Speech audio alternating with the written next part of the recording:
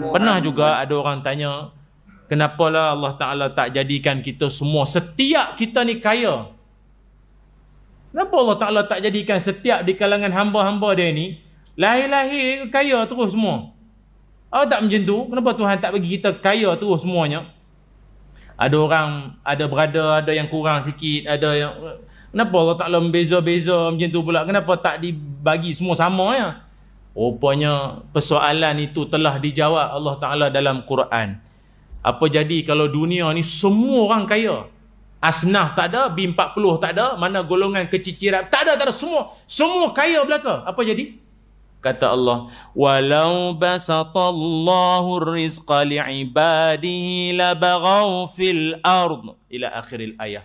Kata Allah, dan kalaulah Allah bagi rezeki, memewahkan rezeki pada setiap hambanya, nescaya manusia tu musnah. Nescaya manusia tu musnah. Surah Asy-Syura ayat 27. Asy-Syura ayat 27. Tuan-tuan bayanglah kalau semua orang kaya macam mana? Tuan-tuan nanti isyak, lepas beri salam untuk imam doa, kita doa, tapi kita ekstra doa. Kita tambah doa, ya Allah malam ni dengan hujan pula lagi, ya Allah kurniakanlah aku 1 juta ringgit. Amin. Amin. Amin pun malah nak dapat, tak tahu. Nak amin pun malah.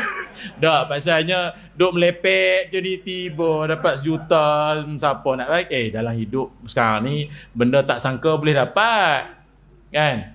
Benda tak sangka boleh dapat. Jadi tuan-tuan pun doa-doa minta-minta 1 juta. Tapi dalam doa tu pun tak tahulah 50-50 sebenarnya.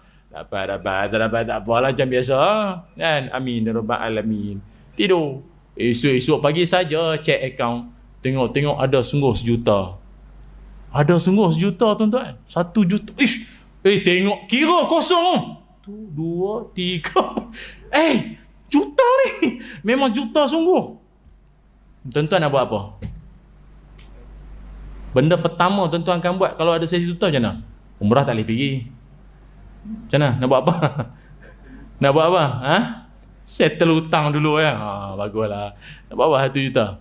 Mesti saya ingat paling-paling orang kaya mana pun mesti cari makan dulu. Betul tak? Tuan-tuan takkanlah fikir terbang sana sini. Takkan tak makan. Jom kita pergi makan. Kita makan pagi ni, biasa pagi-pagi apa tu, roti kosong, air suam, nasi set tengah hari. Tak boleh, ini 1 juta. Takkan nasi set lagi. Mana boleh. Lobster. Nasi lemak, lobster atau udang yang duk kangkang dalam pinggan tu. Duk macam tu kan. Pergi-pergi kedai tu tutup Maaf, ditutup. Supaya toke kedai tu juga dapat 1 juta malam tadi. Pasal tu imam tu dia baca sekali. Makmum semua amin. Jadi semua yang amin semua dapat. Aduh jam aku tak boleh lah. Aku baru nak makan, tutup pula kedai. Payah aku pergi kedai jauh sikit nak start kereta. Minyak nak habis. Biasa minyak kuning. Hijau. 97. 97. Apa, petrol pump tutup. Bukan yang budak pump yang Bangla tu tak ada. Dengan yang cash tutup semua. Tutup. Rupanya toke dengan budak-budak pump tu semua dapat 1 juta malam tadi. Tuan-tuan nak pergi mana sekarang ni? Tuan-tuan nak pergi mana? Tengok rumput belakang rumah, rumput makin panjang meninggi. Ini nak panggil orang upah potongan dulu sendiri. Duit banyak takkan potong sendiri. Orang yang upah potong tu pun bayar tu pun tamah. Saya sudah dapat tu 1 juta mau balik. Dia pun 1 juta dapat, siapa nak buat? Rupanya Allah Ta'ala punya hikmah. Dibaginya kita ni ada yang lebih, ada yang kurang, supaya yang kurang tolong yang lebih.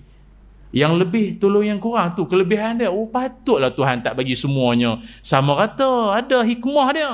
Hak lebih bayarlah zakat pada hak kurang ni. Hak kurang pula ada benda yang dia reti, benda yang orang yang kaya tak reti.